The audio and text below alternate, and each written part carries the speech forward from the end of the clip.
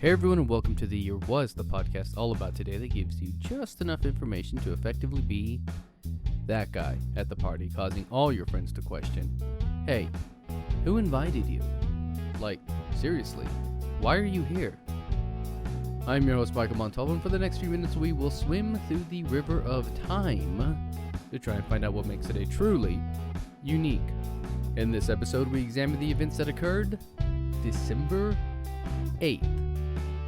There's a lot going on with the Beatles right now. The Get Back documentary on Disney Plus, which I am finding very good.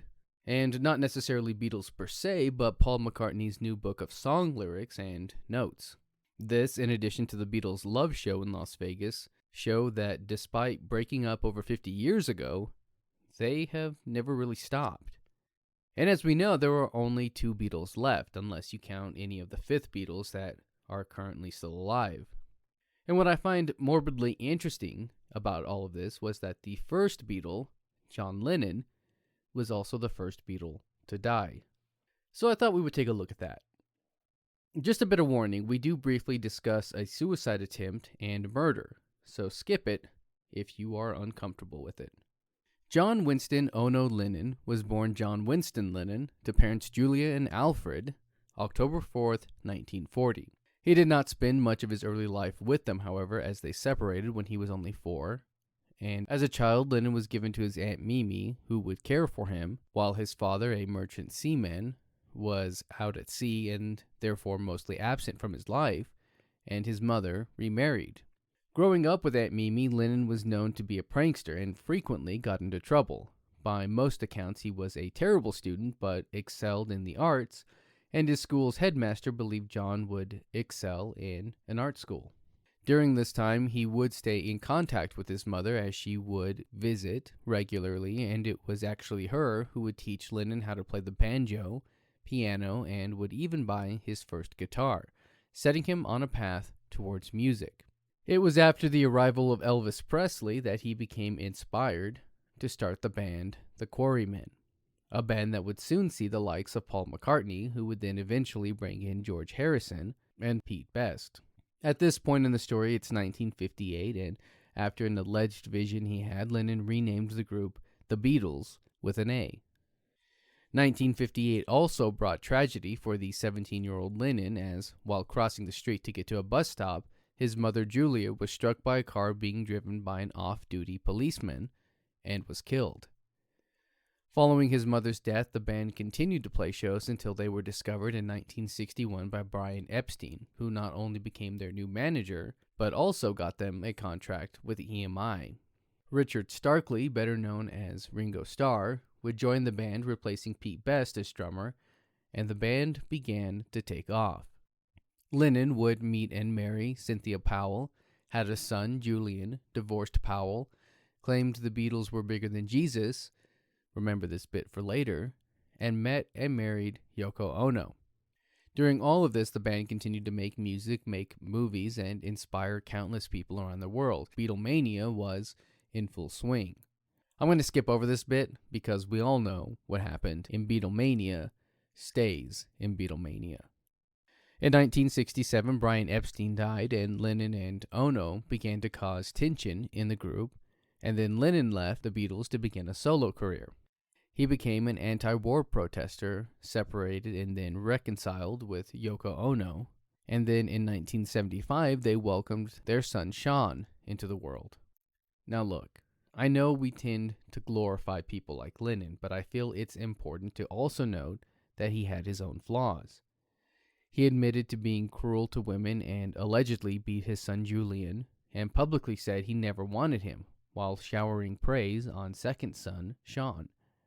He cheated on both of his wives and refused to apologize for nearly beating a man to death for implying that he was gay. I'm not defending or denying anything John Lennon may or may not have done, and that brings us to 1980.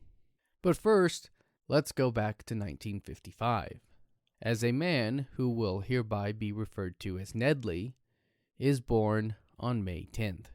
Nedley grew up in Georgia, where he became a Beatles fan until the infamous comment made by John Lennon that the Beatles were bigger than Jesus was made. He had become a born-again Christian in high school, and he took some offense to that comment. Nedley moved to Hawaii and attempted suicide in 1977, but was taken to the hospital where he was saved. He married in 1979 and became a security guard, but became increasingly unstable and homicidal. Nedley began to obsess over The Catcher in the Rye, a novel by J.D. Salinger, who also wrote Others, and the character of Holden Caulfield.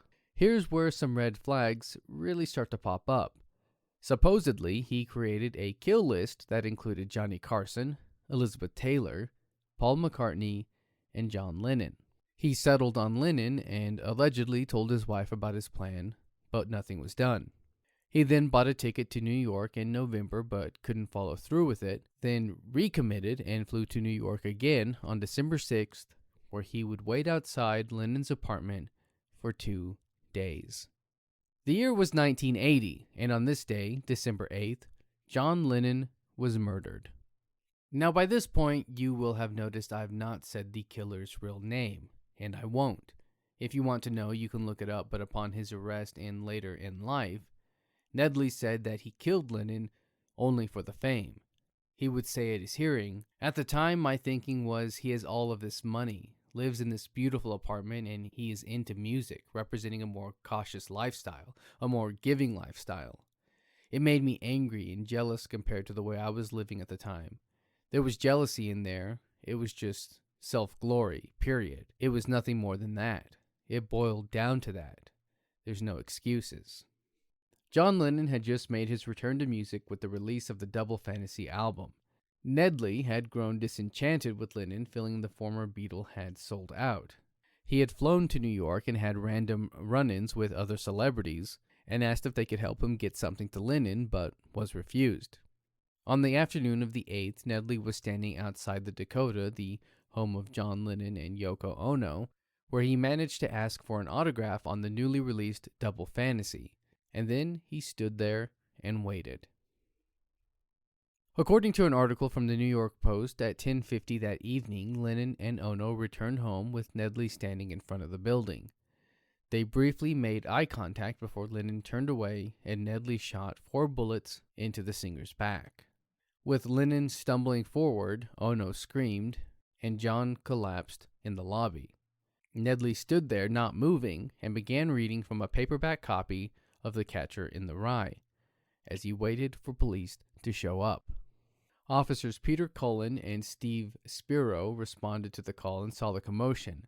They initially believed it to be fireworks, but upon asking what happened, they were informed, "This guy just shot John Lennon," and Nedley was arrested.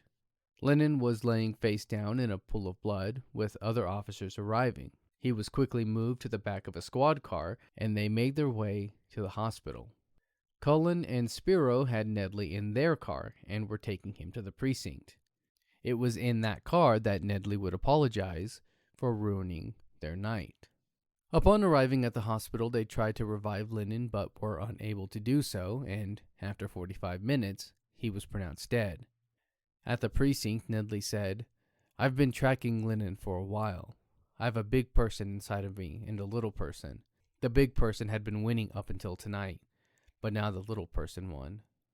In the aftermath, Nedley tried to withdraw his admission of guilt and was placed in a hospital for psychiatric evaluation, but in the end, even Nedley's lawyer pushed for a trial. He pled guilty and was sentenced to 20 to life and continues to serve that today, having been denied parole at the time of recording 11 times. So I know you're wondering what happened to the album Nedley had Lennon sign. It was found in the bushes and kept under a bed for 18 years after being returned from the police, before going to auction in 1998, where it sold for $150,000. It sold again in 2010 for $850,000 and went up for auction again this year in 2021, where it has a starting bid of $400,000, but is expected to reach well over $1 million. That's going to do it for us today. If you like this podcast and want to hear more, give us a rate and a review. That helps me out and helps steer this in a direction that is hopefully good for all. If you're watching this on YouTube, you can find the Year Was audio version on your podcast app of choice. You can find me on social media and on YouTube at the Apple Cider Club, and as always, I want to thank the Tim Price Band for our musical theme, and thank you for listening. We'll see you next time.